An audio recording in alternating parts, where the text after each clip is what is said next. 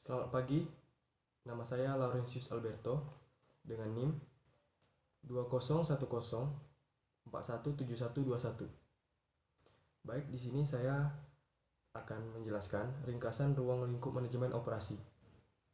Menurut Heiser dan Render, manajemen operasi adalah bentuk pengelolaan menyeluruh serta optimal pada aspek tenaga kerja, barang-barang seperti mesin, peralatan, dan bahan mentah, atau faktor produksi lain yang bisa dijadikan produk, barang, dan jasa yang lazim diperdagangkan.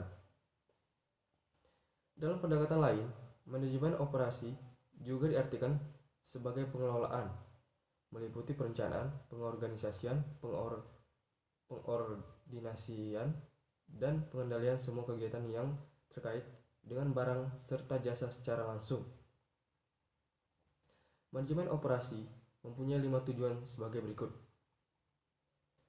Efisiensi, menjadikan operasi perusahaan lebih efisien. Productivity, mengupayakan agar produktivitas perusahaan meningkat. Ekonomi, menekan biaya atau pengeluaran yang terkait dengan berbagai kegiatan perusahaan supaya beban perusahaan lebih ekonomis. Quality, melakukan peningkatan kualitas perusahaan, baik terkait produk maupun jasa. Reduce processing time, menekan waktu proses produksi. Dengan berkurangnya waktu produksi, produk yang dihasilkan pun makin banyak. Karakteristik manajemen operasi. Yang pertama, ditujukan untuk memproduksi barang dan jasa. Lalu yang kedua, terdapat kegiatan yang melibatkan proses transformasi. Dan yang ketiga, ada mekanisme kontrol pengoperasian. Ada 4 fungsi yang berjalan dari penerapan manajemen operasi. Yang pertama, fungsi perencanaan. Sesuai namanya, tahap ini meliputi semua kegiatan awal, mulai dari penentuan barang atau jasa yang akan diproduksi hingga jadwal kampanye marketing. Fungsi perencanaan juga mencakup penggunaan sumber daya serta fasilitas lain untuk menghasilkan suatu produk. Itulah alasannya seorang manajer operasional dituntut bisa mengembangkan program, kebijakan, dan prosedur yang dibutuhkan untuk mencapai tujuan operasi perusahaan. Lalu fungsi pengorganisasian. Untuk menjalankan semua kegiatan bisnis, kamu perlu menentukan jumlah sumber daya manusia yang dibutuhkan. Selain itu, kamu juga perlu menetapkan kapabilitas atau skill set yang memenuhi kebutuhan bisnis.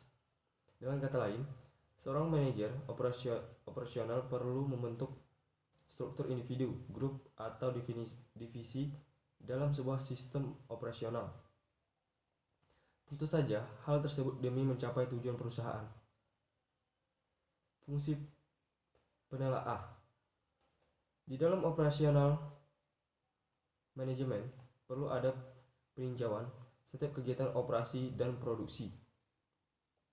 Maka dari itu, salah satu fungsinya adalah penelaah. Tahap ini meliputi semua kegiatan untuk memperoleh keterangan tentang setiap kegiatan operasi dan produksi. Lalu fungsi pengawasan. Terakhir, tetapi tidak kalah penting adalah fungsi pengawasan. Fungsi yang satu ini mencakup semua aktivitas yang bertujuan mengarahkan dan menjamin agar berbagai kegiatan yang telah dan sedang dikerjakan sesuai dengan perencanaan. Contoh operasional perusahaan penghasil barang antara lain pertanian, manufaktur, perkebunan, perikanan, pertambangan, konstruksi, otomotif, perumahan, pabrik, pembuatan produk barang, serta industri berat atau ringan. Sementara itu, contoh kegiatan operasional dalam perusahaan jasa, misalnya pendidikan, hukum, perbankan, asuransi, kesehatan, layanan masyarakat, transportasi, perdagangan, hiburan, administrasi, real estate, jasa profesional, dan jasa reparasi. Baik, sekian saja yang dapat saya sampaikan. Atas perhatiannya, saya ucapkan terima kasih.